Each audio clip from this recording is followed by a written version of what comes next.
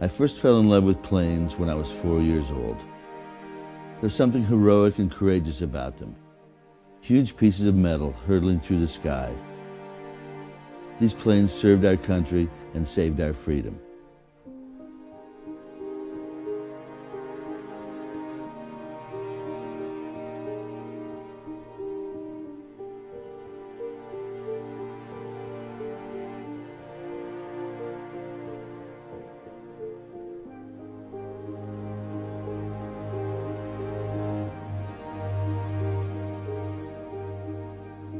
We see what used to be the pinnacle of design and technology, an opportunity to create something new while honoring the old.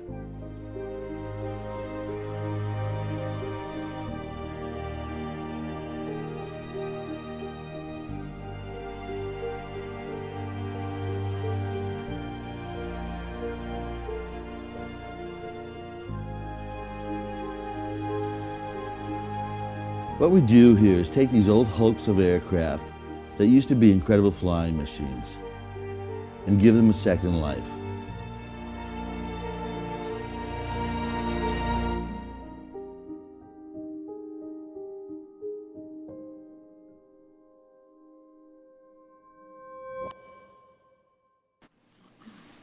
Hi everyone, this is Patrick Palucci at MotoArt Studios. How are you doing today? We have an exciting show on the Gimli Glider. We're really excited. We're here live at MotoArt Studios in El Segundo, California, and we prepared a really nice show for you today. Before we get started, I wanted to just highlight a couple things. We will be doing a lot of these types of broadcasts from MotoArt Studios, so please subscribe to our YouTube channel or like our Facebook page. You can also come to MotoArt.com or planetags.com to learn more about our company as well. What I'm going to do now is I'm going to pass you down to my partner, Randy Bouvraw, who's on the studio floor with founder Dave Hall. Randy, how you doing today? Hey, Pat, we're doing pretty good down here. Again, we're back at MotoArt Studios on the shop floor. I've got Dave Hall here, the founder, and I know he's going to have an important announcement today, so there's a reason he's standing next to a Canadian maple leaf, as you can probably see. So I'm going to pass it to Dave. Yeah, hi. I'm Dave Hall, co-founder of MotoArt. As you probably saw in the video, for the last 15 years, we take old vintage aircraft, we make high-end functional art out of it. Today, we're going to be talking about something really special, something that everyone can afford, and it's like a lasting legacy that we're proud to be part of. So I look forward to showing everyone what we're working on.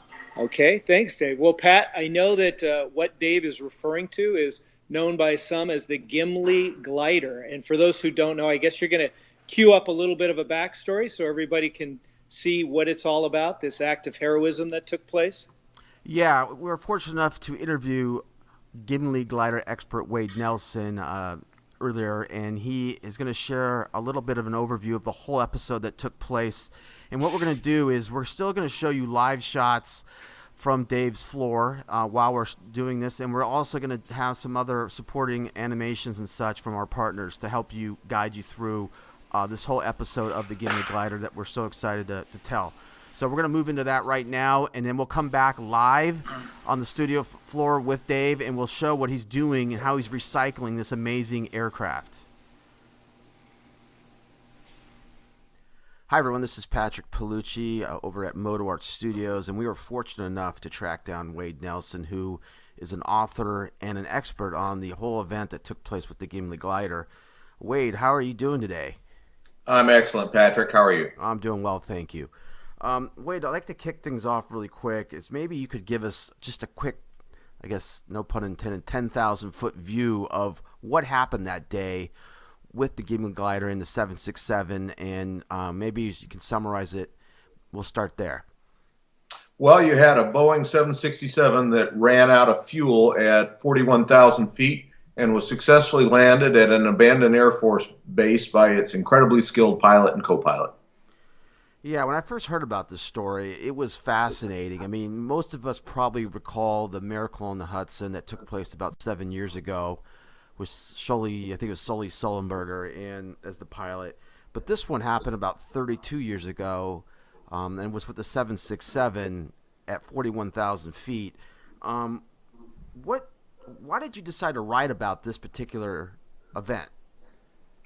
Well, I was flying gliders at the time. A lot of people don't realize that because of warm columns of air called thermals, a sailplane or glider can go up and fly for many hours without an engine.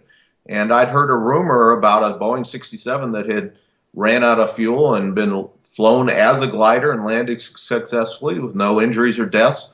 And I started digging into it. Since I'm an engineer as well as a pilot, all of the stories I found were very superficial, and I wanted to get a little bit more into the details of what actually went wrong. Yeah, it's fascinating. When I actually was looking at this, I myself am a private pilot and I fly Cessnas. And one of the things that they told me in my training is one of the biggest, most common reasons why people crash is they run out of fuel. And I always thought that was surprising because you think it's just by indicator and you could tell, but that's not necessarily the case. And when I heard about this story, I was blown away that you could actually see a 767 run out of fuel at midway through its flight. I mean, that's pretty crazy to think that could actually happen. Yeah, a lot of people think that if an airplane runs out of fuel, it just falls out of the sky, but it doesn't. It will glide just like a paper airplane. It will just come down a lot faster than it would otherwise. Whether it's lack of fuel, wrong fuel, fuel contamination, indeed, that's the cause of a lot of aviation accidents. So when you were reporting on this story, was there anything that surprised you most about the story itself when you were digging into it and researching it? The thing that really surprised me the most about the story of the Gimli Glider was that there were such an amazing sequence of failures and human mistakes and good intentions. It was a chain of events that was incredibly long to bypass all of the safety mechanisms designed to ensure that this never happens. Yeah, and in fact, in your story, which you want to check it out, we'll probably repost it so people can find it in MotoArt or at DA14. But if you go to wadenelson.com, he's got his whole story up there.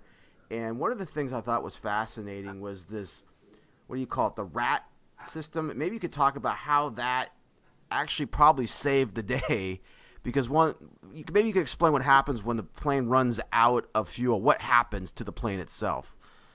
When the plane runs out of fuel, the engine stops spinning and creating thrust, and then all of a sudden, your cockpit goes dark, and you would lose all your controls, your ailerons, your vertical stabilizer, your rudder, except there's a device called a RAT, a ram air turbine, that Boeing added as a last stopgap that falls out of the wing. It's got a little propeller blade on it, and just the forward motion of the plane itself spins the rat, and it will create just enough hydraulic pressure to give you stick and rudder control of the airplane. So he was still able to control an airplane. It's like having power brakes and power steering on a car.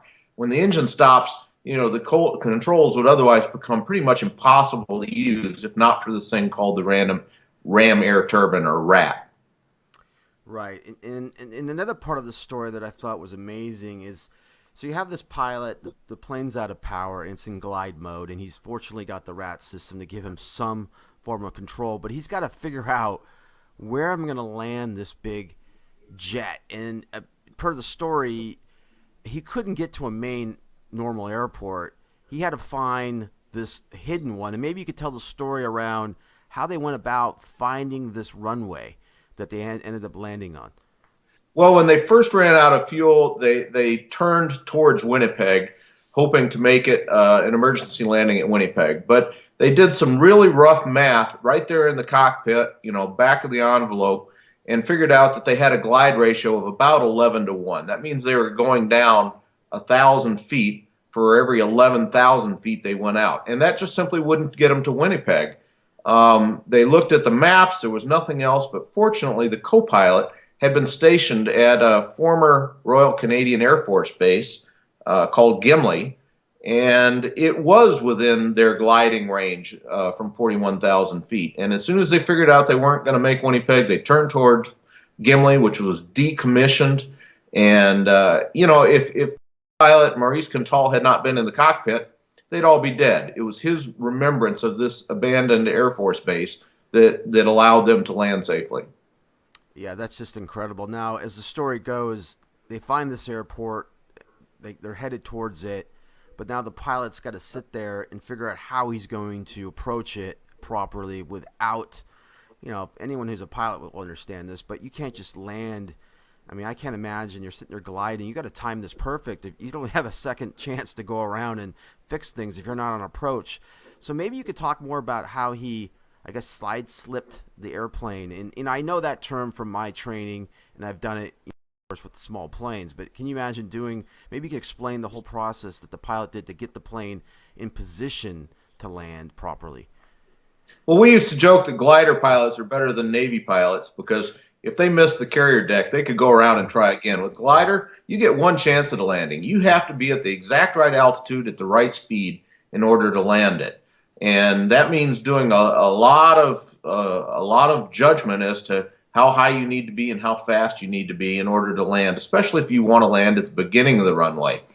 So slipping an airplane, essentially, it's kind of like skidding a car sideways. You turn the airplane sideways to the direction you're moving, and it generates a lot of buffeting and shaking and noise and rough, but it makes the airplane descend a whole lot faster. So if you're coming into a runway in a glider, whether it's a real glider or a Boeing 767 with no engines, and you stomp on the rudder and turn the body of the plane sideways, it will cause the plane to descend a lot faster. When Captain Pearson came into Gimli, he was a little bit too high. He did a serious side slip on the airplane to lose a lot of altitude. Scared the heck out of the passengers doing that, I'm sure, because you end up with the plane practically upside down. But he lost the altitude, straightened it out, and then touched it down and was able to stop it safely. It's truly an amazing act of flying. Most pilots, commercial pilots, will not side slip a commercial jet because it'll terrify the passengers. It's actually safe. It's just not real fun. Yeah, I can imagine trying to be a passenger on that plane. So another factor that came into the final approach there is this runway wasn't exactly abandoned, was it? There was people on it. Maybe you can tell that story really quick.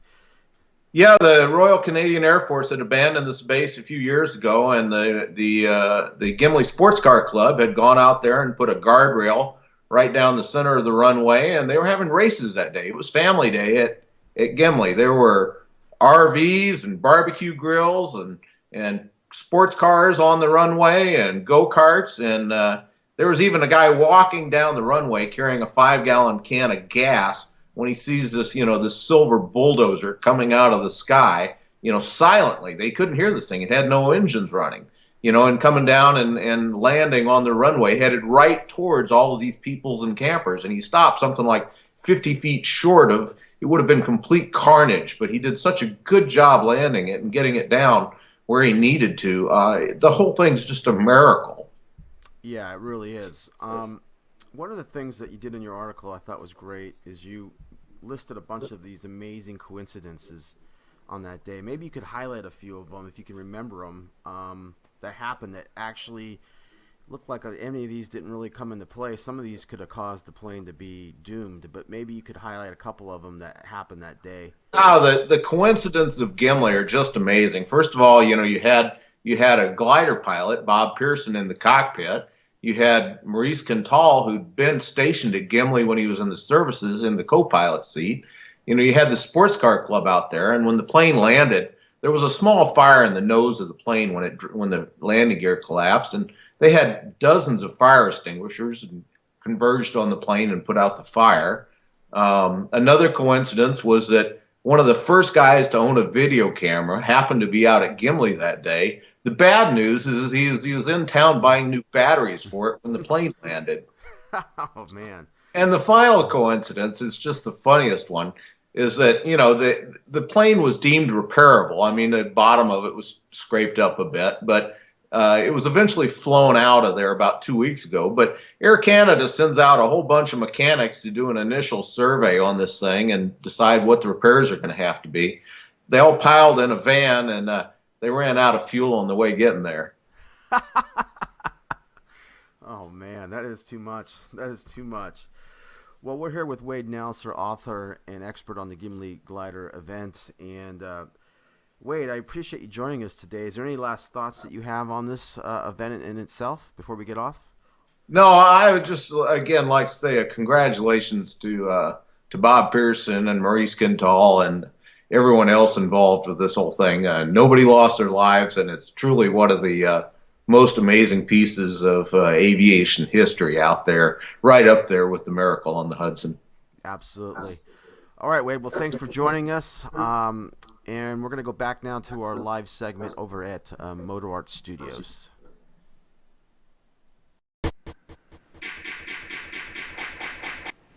All right, hi everyone. We're back here live here at MotoArt Studios, and what we're going to do now is we're showing you a recorded video of the final flight of the Gimli Glider on a flyby on its way to the Mojave Desert, where it was put to rest.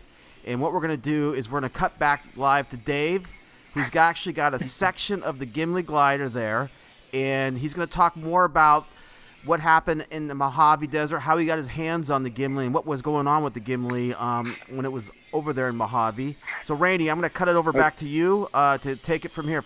Go ahead and take it. Okay. Hey, Pat, thanks a lot. I got Dave back here again.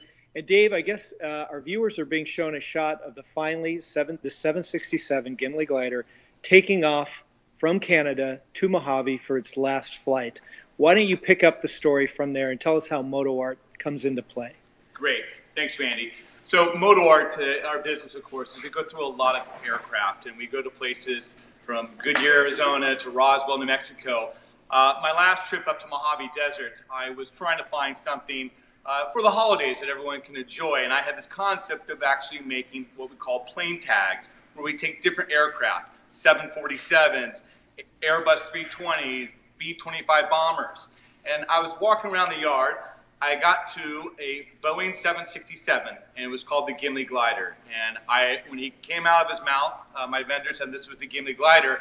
I was just taken back. I'm like, this isn't the actual Gimli Glider. He said, no, this is the actual Gimli Glider. And what had happened is they cut out a few sections of the fuselage, and they donated to the city of Gimli, for their new museum. And here sat this big Boeing 767 with a section cut out of it. And at that point, that plane wasn't going to go anywhere because they've already cut into it. So at this point, they're trying to figure out how they're going to salvage the Gimli Glider. Well, of course, I went up to it and put my hands on it, just not feeling it.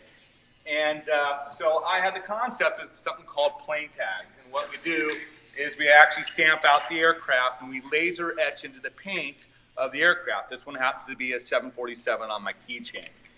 So we made a deal for the fuselage of all the Gimli Glider, and we are now in a limited edition run of 10,000 plane tags. And what we do is we're cutting up the fuselage, and follow me, Randy. Okay. We're going to come over here.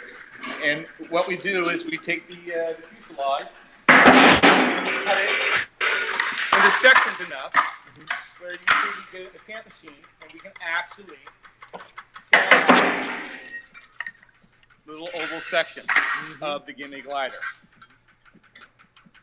Very cool. So this was MotoArt's way, whereas you guys usually had come up with large, dramatic pieces. This is something where you wanted to optimize and get it to as many people as possible. Well, that's so right. I mean, everyone wants to own a piece of aviation history. And the Gimli Glider, it's almost, in our view, a good luck charm. I mean, what aircraft, at 41,000 feet runs out of fuel? I mean, this is such an amazing situation.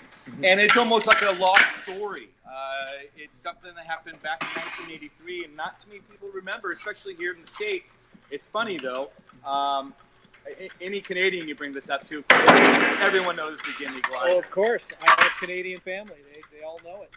So it's interesting, since we actually debuted this last Thursday, and we are getting emails from everyone all over the place, specifically Canada, and we're getting emails from the passengers who were on the plane. We're getting emails from people who were on the runway. We're getting emails from pilots who actually flew in that plane.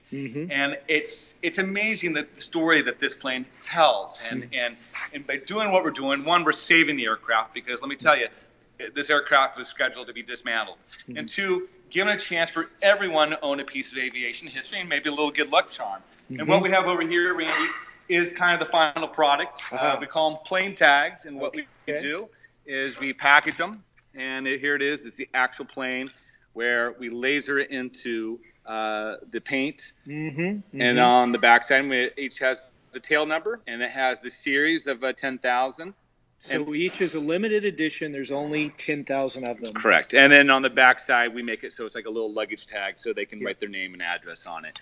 Super cool. So this is a limited edition run. I mean, this is one of 8 different aircraft that we have at planetags.com. Okay. This is something we set up 3 weeks ago, planetags.com, just for the holidays. And I can't believe how much it's blown up on us. It seems like everyone wants their own little piece. You know, I'd be the first to tell you, I own this company and I can't afford my own stuff. I understand. This is why we introduced something. That, you know, plane tags start at $19.95 and they go all the way up to $40. Gimli Glider, we have priced very affordable, $35.95, and we have them ready to go.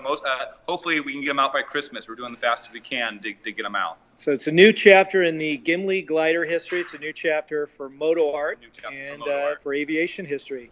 So, Pat, you heard it down here. I mean, they're pumping these things out. They're available now. And by the way, Dave, is there still time to get them for Christmas? I know you're shipping all over the world. We are shipping all over the world. I mean, we literally got hit with 5,000 orders within a couple of weeks. Sure, you did. We went from having 20 customers to thousands of customers. So we're a little bit of a learning curve here for us to fulfill all the orders, but we're doing our best and try our best to get them to you by the holidays. Okay. Very good. Well, Dave, I can't thank you enough. I know you guys are busy down here. You turned off all the power equipment so that we could have this small interview, and you got to get pumping out again. So we appreciate your time. Pat, we're going to throw it back up to you at the studio at DA14, okay? Sounds good, guys. That was it was good to see you guys down there, and thanks for joining our show today on the Gimli Glider. We will have more aviation-related shows throughout the year, so remember to subscribe to MotoArt's YouTube channel or like our Facebook page. And, of course, go to planetags.com and get your Gimli Glider tag today before they run out. He's only got a limited number of those left due to their popularity. For MotoArt, this is Patrick Palucci with Randy Bouvraw. Thank you for the show, guys. Have a good one. Thanks, Pat.